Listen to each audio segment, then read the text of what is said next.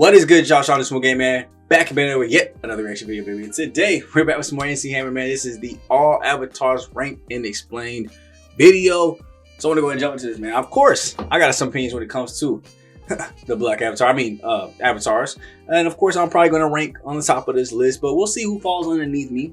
Let me know, as always, down below in the comment section, any other NC Hammer or anime videos you guys want me to react to, or any other videos in general that you want me to react to, and what you guys' avatar tier list kind of looks like. I feel like we can talk about this down below. Pretty relevant, pretty new, especially with the Legend of Korra and everything, and all the new information that's come out recently. It's crazy to see Avatar, develop into this whole world where, I mean, we actually know about, well, not like a lot of avatars, but other past avatars too. I mean, I still remember watching Avatar and watching that room with all the other past lives, and that room was filled. And the fact that we only know 9 names, 10 names is crazy, but hey, I want to see the series keep going. So as long as it keeps producing more avatars, I think the next one's supposed to be an Earthbender. So I mean, if we actually go to that next series and go 3 lifetimes of avatars, 4, keep it going, that would be crazy. But only time will tell for that. So I'm gonna get off my soapbox, man. Leave a like, comment, subscribe when you went to the video for your boy, if at all possible, man. If you guys enjoyed me, the video, my reaction to the video, let's go ahead and jump straight into it, man.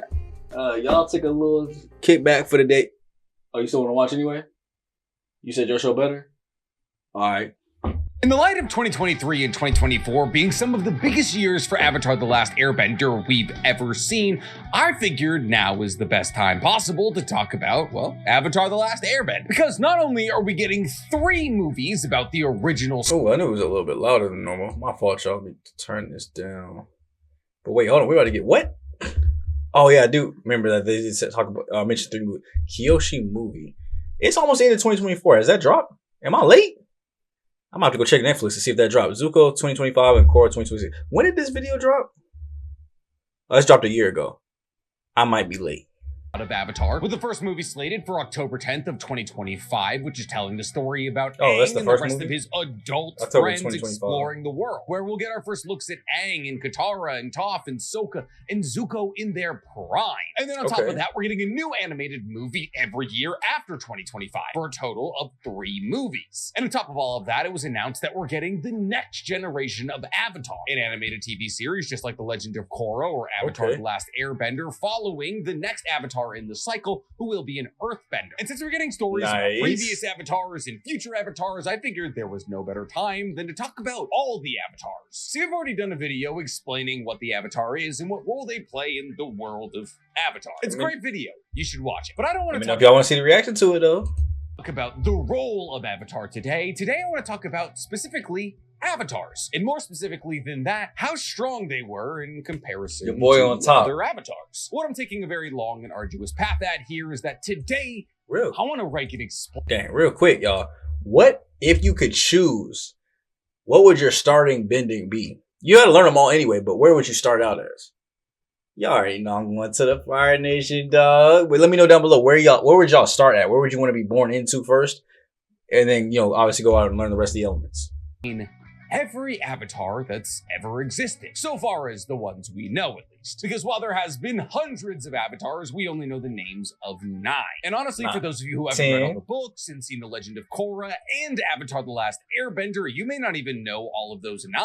So today, I hope to teach you a little something about the history of Avatar, while also keeping you intrigued by talking about how strong they can punch. But before I get to ranking or explaining anything, guys, please, for me, like this video, subscribe to the page, and hit that noti bell. And if you like hearing me talk about Avatar: The Last Airbender, well, I talk about it an alarming amount on my anime podcast that I do with Danny Mata called Otaku's Anonymous, where we break down everything that happened in anime this week. So let's get a couple of caveats out of the way here early. I know I said that we know the names of 9 Avatar, and we do know the names of 9 Avatar. However, unfortunately, knowing the names of 9 Avatar doesn't mean we know the ability, strength, or even really backstories of 9 Avatar. So in actuality, we're actually going to be talking about 7 Avatar today with 2 somewhat honorable mentions. Our first honorable mention is Salai. See, Salai is an Avatar that is only ever mentioned twice in Kyoshi's books. We don't know what nation Salai came from, if Salai was a man or a woman, woman, what Salai did with their lives. We simply know that in know the this man's Kyoshi name? books, they were compared to the likes of Young Chen, which is actually a crazy comparison considering the fact that Young Chen is referred to as the Great Young Chen. If hypothetically Salai was equal to or even close to the power of Young Chen, they would be pretty high on this list. But being mentioned twice in 2 light novels really isn't gonna get you that high on this list. Our second honorable mention is a somewhat dishonorable mention because it's Sveto. See, Sveto is actually the only avatar in the existence of the Avatar so far as we know that kind of disregarded his job. See, Sveto was born into an era of incredible crisis. He was the Avatar prior to Young Chen, meaning he is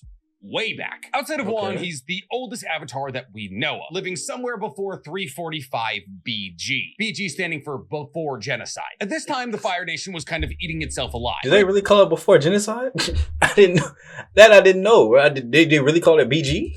Crazy plagues Not ripped bubble across guts? the nation. There was natural disasters. Everybody was at each other's throat. And Sveto wanted to make sure that the Fire Nation, the nation he was born into, was okay. So he gave up the role of Avatar and became a bureaucrat in the Fire Nation's government. And he worked his way up the bureaucratic ladder until eventually he was the Grand Advisor to the Fire Lord, taking the Fire Nation out of this crisis era. And he just lived as a bureaucrat for the Fire Nation for basically the rest of his life. Basically, all we know about his abilities as an Avatar is that he could lava bend. Specifically, we see him in the Avatar TV show lava bend from 4 volcanoes simultaneously. So his bending abilities were no joke. But he wasn't even really an Avatar, so he's not going to make the list. No, the first Avatar we're going to talk about is the first Avatar, Wan. Listen, I know what you're saying. You're saying, Nick, the first Avatar, the man who literally bound himself to Rava. That's the weakest Avatar? The man who split the spirit dimension from the physical dimension? That's the weakest Avatar? The man who trapped Vatu in the Tree of Time? The weakest Avatar? listen, nobody on this list is weak. But so far as the Avatar goes, unfortunately, Wan, even though he was the first and had a lot of very impressive feats,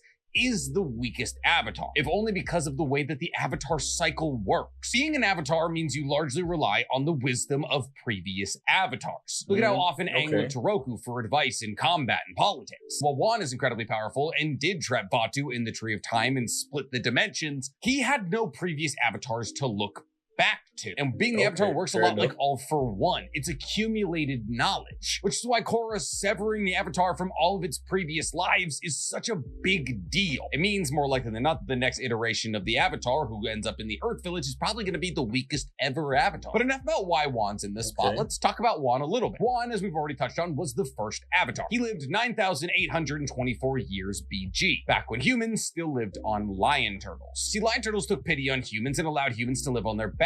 This is because at this point, the human plane and the spirit plane coexisted. Because the humans found themselves in conflicts against spirits pretty often that they couldn't win. Therefore, they live on the backs of lion turtles for safety. Now, should hypothetically a human need to leave the back of a lion turtle to go get things like resources, a lion turtle would bestow bending upon the person who was leaving. Wan capitalized on the system by going out with a hunting party one day, but pretending to chicken out. And instead of returning to the lion turtle and giving back his bending, he went back to the city where all the humans lived. This brave act encouraged the other poor people who lived in the city to also get bending from the lion turtle that they didn't return. At which point they used this stolen bending to launch a raid against the rich family that ruled over the city. However, unfortunately, they were caught and one was banished. However, the lion turtle wasn't cruel and it allowed him to keep the fire bending that had given to him after being banished. However, being banished wasn't the worst thing for Wan because he befriended the spirits in the spirit lands, living freely amongst them, until one day he stumbled upon 2 great spirits battling. These 2 great spirits were Rava and Vatu, the spirits that represent the good and the evil of the world. As Rava was about to finish off Vatu, Vatu tricked Wan into believing that Vatu was being destroyed by an evil spirit, and thus Wan uses firebending to free Vatu. It was revealed to him after Vatu got away that Vatu was actually evil, and that Vatu and Rava fight every 10,000 years to decide whether the next 10,000 years will be led by light or darkness. It's at this point that Wan has to fuse with Rava to defeat Vatu. And upon fusing with Rava, he learns all 4 elemental bending styles, creating the Avatar spirit. Wan then goes on to defeat Vatu, separate the spirit world from the physical world, and seal away Vatu in the Tree of Time in the spirit world, as Wan knew that only the Avatar was able to access the spirit world, and therefore humans wouldn't be able to get to the Tree of Time to break out Vatu. And that's basically all we know about Wan. Obviously, that's pretty strong, the human world from the spirit world is no small feat. And being able to battle against the actual incarnation of darkness on Earth in Vatu and win is also no small feat. But once again, for the fact that Wan had no previous avatars to look towards, I can't put him that high on this list. So let's get to talking about... Wouldn't that make you stronger, though, if we're really talking about it? Think about it. You have no past experience. You have nobody to ask for help. And you still dominating look strong. I get you get stronger as it goes on, and I get, every iteration should be stronger than the last if it accumulates, but that's accumulation of knowledge and not power. Knowledge, it can be power, but if you can be powerful without knowledge, imagine how much stronger he would be with knowledge. I'd say maybe deserves to be a little higher, but we're going to see who else is on the list though first or the order before I try to make any changes. Avatars that had other avatars to look towards. Coming in at number 6, we have Karuk. Now, putting Karuk at 6 is a tough decision, as Karuk's life was basically hell, but he also probably fought against more dark spirits than any other avatar in history. See, Karuk was the avatar that came after Young Chen, third in line of avatars that we know. Karuk was born in 345 BG and died in 312 at the age of 33. His run as avatar was short and painful. See, Karuk's childhood was relatively standard when it comes to being an avatar. It was divined that he was the avatar by the Northern Water Tribe where he was born, and at which point he was given a crystal to see if he could earthbend it, which he was able to do. After this, it was celebrated that he was the avatar, and he began his process of learning all of the elemental bendings. He went to Ba Sing Se to better his earthbending. He went to the Southern Air Tribe to better his airbend, and so on and so forth. He even went to an uninhabited island where Yang Chen learned to waterbend. And he went to this uninhabited island to learn the avatar state, in case when he activated it, he couldn't control it. And that's exactly what happened. Upon activating the avatar state, he destroyed the entire island, which is one of the more impressive feats we've seen from an avatar, being able to destroy an entire island. But this is kind of where the good things stop for Karuk. See, as Karuk learned to use the avatar state, he was able to travel to the spirit world freely. And in one of his first trips to the spirit world, he decided to take on a dark spirit known as the Heart Walker. However, upon defeating the Heart Walker with relative ease, he realized that the defeat of this dark spirit cost him part of his own vitality, causing Karuk to not only be weakened, but also to exist in a pseudo state of pain for the rest of his life. This pain would cause Karuk to drink, as drinking numbed the pain, which started a downward spiral for Karuk, where he started taking part in a lot of things that he shouldn't take part in as the avatar. Human desires, like chasing after women and drinking. And unfortunately, this cycle continued. At the time when Karuk was an avatar, there was many dark spirits trying to break into the physical world. And instead of allowing these dark spirits to break into the physical world and wreak havoc, Karuk would go to the spirit world and kill these dark spirits. But every single time he went into the spirit world and killed these dark spirits, it cost him more and more of his vitality. And he decided to bear the weight of destroying these dark spirits so they wouldn't affect the physical world on his own shoulders and his shoulders alone. But this didn't stop Karuk from living his best life. He would challenge firebenders to Agni Kais, earthbenders to boulder throwing competitions, and it was said that his strength in sparring matches could not be bested. For all intents and purposes, he was the strongest bender of his time in every category. This was until Karuk came up against the strongest dark spirit he would ever face, Father Glowworm. See, Father Glowworm was much stronger than Karuk, but Karuk entered the avatar state and was able to grievously wound Father Glowworm, a wound so grievous that it would guarantee that Father Glowworm wouldn't be able to launch attack against the physical world for at least a generation. However, the damage incurred by battling against this dark spirit was more than Karuk would ever be able to heal from, which led him to his early death at 33 years old. See, Karuk didn't live the life of an avatar. He led a hedonistic kind of rock star life, but was quite possibly embroiled in more conflict against stronger enemies than any other avatar. But every single one of those enemies made him weaker, meaning that he could truly never live up to his full potential. Both because... And exactly for that reason, I would say he's 7, and I'm putting, I forgot his name already, the very first one as, at least right now, is 6. We'll see if he keeps going. Defeated the spirit of evil. My man didn't even live to see 35.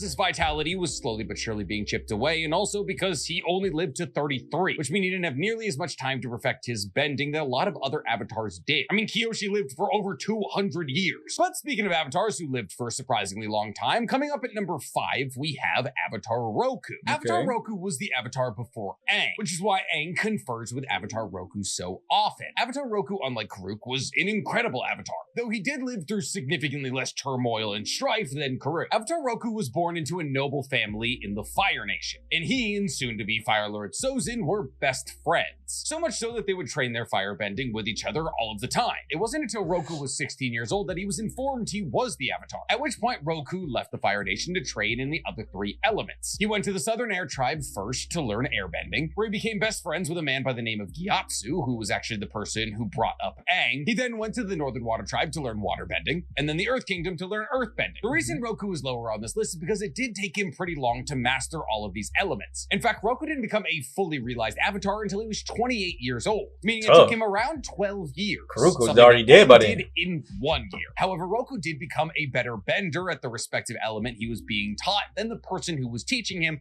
every single time, which speaks to the level of mastery he held over every single one of the elements taught to him. In these 12 years that Roku spent training in all these different places gave him a worldly view, showing him how unique and interesting every individual culture is, giving him an appreciation of the entire world like an avatar should. On top of this, as a natural-born firebender, Roku also had the ability to lava bend, being able to create massive caves through magma systems in volcanoes instantly. And after Roku became a fully realized avatar, he returned home to the Fire Nation. However, unfortunately now, Fire Lord Sozin was preparing for the 100 Years' War, as the Fire Nation had begun to establish camps in the Earth Kingdom. Roku, when he found out the Fire Lord Sozin was beginning an offensive movement against the Earth Kingdom, busted down the doors of the Fire Kingdom Quite throne, literally. telling Fire Lord Sozin, one of the strongest firebenders in history, mind you, that if he didn't stop his offensive motion, that he would kill him. And as Roku tried to leave, Sozin tried to hit him with fire that Roku easily dodged and uses earthbending to get behind Sozin immediately. At this point that Roku made an earth pillar that caught Sozin by his robe and cast him up into the air. Now Roku could have killed Sozin in this moment, but decided not to because they were friends when they were children. And this ends up being one of Roku's greatest regrets.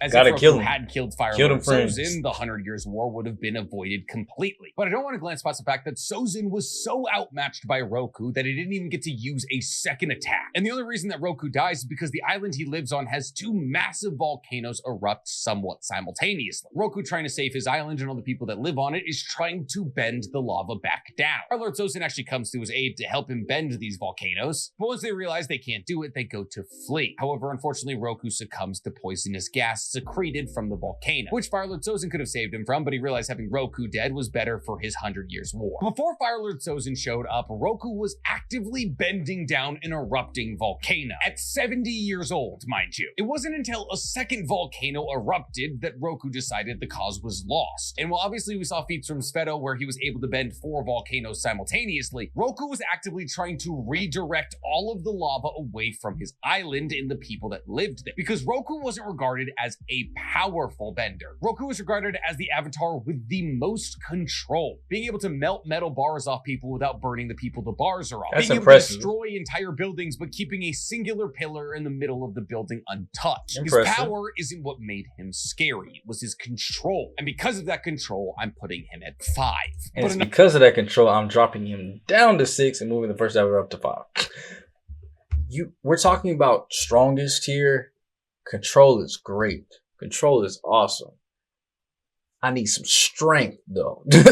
I need some more strength, and well, I like the feats from the first avatar a little bit better. So for me personally, I'm still putting him above Crew. I mean, didn't even live to see 35. But Roku, then the first avatar. It looks like he's got Korra here at number 4, so I'm gonna hear what he has to say. We might even be putting him above Korra though. Not a huge Korra fan. I know some of y'all might be. Let me know down below if y'all rock Korra. enough about firebending avatars, let's get back to waterbending avatars, because coming up at number 4, we have Korra. Korra is one of the only avatar to learn that she was the avatar before 16. And it's not because anybody else told her, it's because she just started bending the things around her, which allowed her to master water, earth, and firebending before she even left the Southern Water Tribe. The only reason she needed to leave the Southern Water Tribe is so she could learn airbending from Tenzin. However, Korra wasn't a heavily spiritual person, in that she wasn't connected to the spiritual realm, and therefore learning things like energy bending or airbending was difficult for her. However, with the guidance of Aang's spirit, she learned energy bending, and after forming a better connection with her previous avatar reincarnation, she learned how to enter the avatar state at will, making her a fully realized avatar, and one of the fastest to ever do it. On top of all of this, Korra is the first and currently only avatar who learned how to metal bend. And as metal bending is one of the strongest types of bending, adding that to her already impressive arsenal is saying a lot. Now, obviously, there's a lot of information about Korra. She has 4 seasons of a TV show, and that doesn't even cover her entire story, as there's a graphic novel that continues after the conclusion of the 4th season. So I'm not going to do her whole life story like I've done for all the previous avatars. We're just going to talk about her abilities. We know with the power of her waterbending alone that she was able to push back a 25-story tall mech suit. On top of the fact that she fully understands and quite possibly can use bloodbending, just chooses not to. On top of that, as a capable waterbender, she's also proficient in healing, as she was taught how to waterbend by Katara, who was regarded as the greatest healer on Earth. On top of all this, Korra might be one of the greatest energy benders benders we've ever seen, as she was able to use energy bending to destroy Unalaq and purify Vatu. Now, obviously, Vatu isn't gone forever. Vatu has been defeated for the next 10,000 years, as Rava told us that darkness nor light can be destroyed so long as the other exists. But still being able to kill Unalaq and purify Vatu is a crazy feat. She was essentially pitted up against another avatar into one. And not to mention, once again, she is a practiced metal bender, being able to apply a metal suit to herself like a mech suit to easily pry off the top of vehicles and also be able to fluidly shape metal. She's as good a metal bender as anybody. In fact, she's such a good metal bender that she's able to remove trace amount of mercury from her own blood. The only reason that I don't have her higher on this list is because during the harmonic conversion, she was temporarily removed from Rava, which broke her connection from all previous avatars. Meaning that even though she does have some crazy impressive feats, just like Juan, she now has nobody to look back to. Most specifically, like the person who taught her energy bending, Aang, who also happens to be our number 3 spot. What, Nick? You have Aang at number 3 Aang or number 1 and 2? Gonna have to wait and find out. Aang number 3 is diabolical. I'm not gonna lie to you. That might be just coming from nostalgia to me because Aang was the first one I watched, but Aang at number 3 is diabolical to me. Now, aren't you? So I guess if you know all the avatars, you could just guess. Yes, we have Aang at our number 3 spot. Aang was the avatar succeeding Avatar Roku, and he was born in 12 BG, but he died in 165 AG. But this is because he spent 100 years in a block of ice. Just like with Korra, I couldn't even begin to go over Aang's life in any amount of detail that would mean anything to anybody watching this video. It's very long. Making this video 2.5 hours long. So we're simply going to talk about Aang's abilities. See, I'm not putting Aang here because I love him or because of bias. Most people don't find out they're the Avatar until they're 16. Aang had to become a fully realized Avatar to end a 100-year war at the age of 12. And he did it. Aang became a fully realized Avatar in 1 year, the fastest Avatar to ever do that. Not to mention, also the youngest by a big margin, even though he was technically 112 years old, which also makes him the oldest Avatar to ever do that. Before the genocide of the air nomads even happened. And that's all, you mean you can't really count the fact that he was 112 because it's like he did anything between the 100 years. My boy was just in that bitch sleep. Like he didn't even do anything. And Aang was the youngest ever air master, mastering all of the techniques of airbending and getting his airbending tattoos younger than anybody had ever done it before. Aang at the age of 12 was able to battle against the greatest airbenders amongst the air nomads. However, he only ever uses airbending defensively because as an air nomad, he wasn't trying to hurt anybody. And Aang was also the only avatar to ever learn seismic sense or lightning redirection, as he learned seismic sense from both Toph in the Badger Moles and lightning redirection from Zuko. And it was stated that he was the first ever avatar to learn either of these skills. Not to mention in the Legend of Korra, we saw Aang come up against a bloodbender. And while this bloodbender thought he had Aang on the ropes, he simply did not. As Aang, in the year that he was learning the other 3 elemental bending techniques, also learned how to master the Avatar state, which he used to break himself out of bloodbending and steal the bending of the bloodbender. Something that he learned how to do against Fire Lord Ozai. See, Aang was able to strip Fire Lord Ozai of his firebending, which is insane when you consider the fact that Fire Lord Ozai was being super buffed by Sozin's Comet. Now, energy bending somebody's bending abilities away from them is a tug of war, as your energy needs to be unbendable, otherwise your energy will get bent. Now, this was a struggle against Ozai, but when Aang was 40 years old and he came up against the Bloodbender, he was able to do it effortlessly, showing that his energy bending skills had massively improved. And while Aang did accidentally cut off all of the past avatars before Roku, he was able to regain his connection to them, which is important because Aang operates as a medium a lot. See, Aang is incredibly spiritual, which means he has a great connection to the spirit realm and all spirits, which means that Aang can very easily manifest the souls of his previous avatars, like he did with Kyoshi and Roku. Aang was also able to merge with the water spirit when the Fire Nation was attacking the Southern Water Tribe, which allowed Aang to create massive tidal waves to push back the army. So because of the fact that Aang was connected to his previous avatars, could energy bend almost effortlessly, and also was incredibly in touch with the spirits around him, I gotta say that he's stronger than Korra. But he's not stronger than the number 2 entry on our list, Kyoshi. I would say he is. You just listen to me a lot of things that he only want to do lightning bending, only want to do seismic sense, master the Avatar state in 1 year, master Avatar state and the all elements in 1 year, got it by 12, defeated a lot of very powerful opponents on their most powerful days. Be Aang a little higher, twin. Now, I mean, he might say something about here, Kyoshi, and then obviously, I mean, that leaves the other Avatar, Yang Chang, as the only other person. So we'll see if there's any other feats from those two that make me change my mind. But as of right now, Aang got to go up.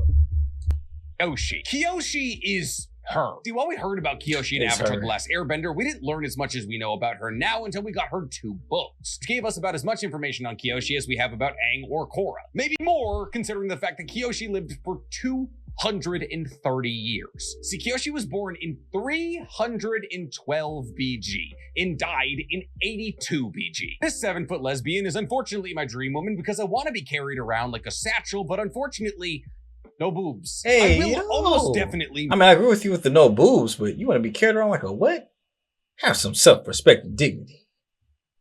But bring me them boobs, though. Full video about the life of Kyoshi at some point, but once again today we're just going to talk about her ability. Kyoshi, like any avatar, was able to bend all 4 elements. However, she awoke to the avatar state for the first time at 16, albeit accidentally. However, later in the same year that she awoke to the avatar state accidentally, she was able to activate it consciously and remain conscious while in it, making her a pseudo fully realized avatar at the age of 16. However, just because she was able to pull off avatar state once doesn't really make her fully realized. Kyoshi was born in the Earth Kingdom, which means that the first element she learned to bend was Earth. And she actually started relatively bad at it, as Kyoshi actually didn't know that she was the Avatar, as the Earth Kingdom thought her best friend was actually the Avatar for the majority of their lives. Well, not the majority of their lives, because she lived a very long life, but until she was about 16. However, as Kyoshi trained, she became naturally better at Earth bending. And once she mastered Earth bending, everything else was kind of a breeze, as both lightning and fire bending came to her relatively naturally. And it wasn't long until Kyoshi combined her fire and her earth bending to create lava bending, because Kyoshi, like Roku and Sveto, was able to lava bend. However, Kyoshi is the first avatar not from the Fire Nation able to lava bend, and she was very good at it. Most time when people want to talk about how strong Kyoshi is, they talk about one thing. The time where she separated her entire home peninsula from the Earth Kingdom and pushed it out to sea. See, Kyoshi was born on a peninsula, and she wanted to govern that peninsula. She wanted to keep it out of the mucky politics of the Earth Kingdom, so she cracked all of the earth that connected her peninsula to the Earth Kingdom, and then used lava bending to separate the land masses and air bending to push an island. Do you know how heavy an island is? You know how many other better ways there is to move an island than with air? Didn't stop Kyoshi. Why she didn't use waterbending? We don't know, because she was actually a very talented waterbender, being able to lift all of the water out of a large pond, as well as creating a massive wave that lifted an entire ship of a noblewoman out of the water and freeze it instantaneously. Not to mention, she was also an incredibly talented healer with waterbending, being able to learn waterbending techniques that slow down every process in the body, including death, which is how she lived for 230 years. However, she used it on her opponents as well, as she would use this technique to freeze the hearts and lungs of her opponents, which would kill them instantly. See, that's also one of the true strengths of Kyoshi. Doesn't blink in violence. Has most likely killed hundreds, if not thousands of people. In fact, for that simple reason alone, okay, I will agree with it. We'll slide Aang back down, at least up below Kyoshi, because Aang, let's be real, is not killing nobody, which is why the 100-Year War started in the first place, because they were not able to. Now, he will take your bending away, which can help some conflicts, but sometimes you just gotta decapitate a man.